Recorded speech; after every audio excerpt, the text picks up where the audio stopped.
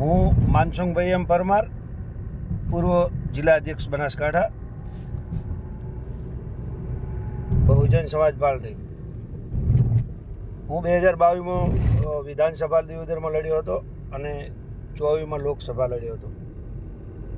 હવે આપણા દિયોદ તાલુકાના વિકાસ અધિકારી એમ કહી રહ્યા છે કે રસ્તાઓના દબાણ તો બરાબર છે, પણ જે મકાનોના દબાણ કહે છે એ અમને થોડુંક આગળ જોવાની જરૂર છે કે જે દબાણ કેટલા વર્ષથી રહે છે, શું છે, નવા દબાણ કરીને બેઠા છે કે જૂના દબાણ કરે છે. જે જૂનું દબાણ છે એ વર્ષોથી લોકો રહે છે, એમની જોડે વાડા હતા, જે પહેલાં ગામડાઓમાં વાડા હોતા ને એમના ખળા હોતા ને એમાં મકાન બનાવી રહે છે. એ સાહેબ દબાણ દૂર ના થાય. અને જે આપશ્રીએ જે અમુક પ્લોટિંગ કરીને આપ્યું છે એ પ્લોટમાં કોઈ દિવસ ઓંટો માર્યો છે અને જોયું છે કે ભાઈ એમાં મકાન માલિક રહે છે કે ભાડે આપે છે કે વેચાઈ ગયું છે. અત્યારે બહારના જે અમુક લોકો પોપટા કાકડી વેચવા આવે છે એમને 5-5 હજારમાં ભાડે આપી દીધા છે મકાન, અને આજે 12 વર્ષથી રહેતા નથી. અને જે તમે સરકારી પ્લોટ આપ્યા છે ને સાહેબ, એ અત્યારે અહીંયા હજી તો 10 પ્લોટ તો એમને પડ્યા છે અહીંયા લવારવાસની અંદર, હજી મકાન પણ નથી બન્યા. જેને જરૂર નથી એમને પ્લોટ આપ્યા છે, જેને જરૂર છે એમને આપ એવું કહો છો કે દબાણ દૂર કરવી છે. સાહેબ પહેલાં જુઓ, જેને જરૂર છે એ દબાણ કરીને બેઠા છે, અને જેને નથી જરૂર એ દબાણ કરીને ભાડે આપે છે. એમના તમે પાડી શકો છો મકાન, કારણ કે ભાડે આપવા માટે નથી, પણ જેને જમીન રહેવા માટે નથી, જે પોતે રહે છે અને વર્ષોથી 15 વર્ષથી કે 20 વર્ષથી રહે છે, એમના મકાન દૂર ન થાય. રસ્તાઓના દબાણ હોય તો સાહેબ દૂર થાય.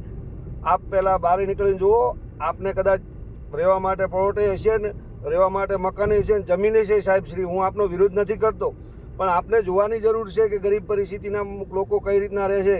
જ્યારે દિયોદરની અંદર પ્લોટિંગ થયા એ સમયે એમણે જેને જરૂર નથી એવા લોકોને પ્લોટ આપી દીધા છે. એ પ્લોટ અત્યારે ભાડે આપવામાં આવી રહ્યા છે, 5-5 હજાર રૂપિયા ભાડા વસૂલી રહ્યા છે સાહેબ શ્રી. એ આપ કબજે કરો અને એ જેને જરૂર નથી એ પ્લોટ આપ શ્રી સરકારમાં લઈ અને બીજા કોઈને જેને જરૂર છે એને આપો સાહેબ શ્રી.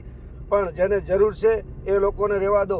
હું આપનો વિરોધ નથી કરતો, આપની જગ્યાએ સાચા છો, પણ મારો પણ કહેવાનો અધિકાર છે કે જે અમુક લોકોને અત્યારે પ્લોટ રહેવા માટે નથી, એ બચારા ઝૂંપડાવાળી રહે છે. અમુક જે એમના ખળા હતા એમાં પાકા મકાને બનાવ્યા છે, પણ એ 20 વર્ષોથી રહે છે.